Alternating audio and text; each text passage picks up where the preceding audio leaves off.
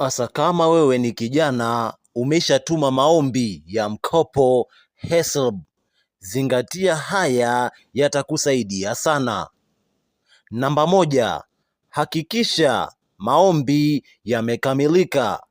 Angalia kama application yako imewasilishwa vizuri na hakuna hatua iliyobaki.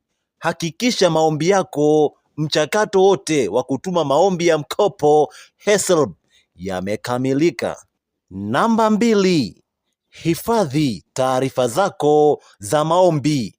Mfano, hakikisha unakumbuka password yako ya akaunti yako uliyotuma maombi ya mkopo HESLB, yani kumbuka login details zako.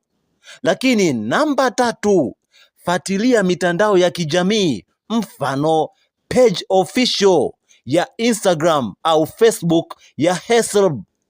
Namba nne, fuatilia akaunti yako ya HESLB mara kwa mara, ile uliyotuma maombi ya mkopo, yani uwe na utaratibu wa kuingia kwenye akaunti yako ile ya HESLB kupata updates mbalimbali. Asante sana, nikutakie siku njema.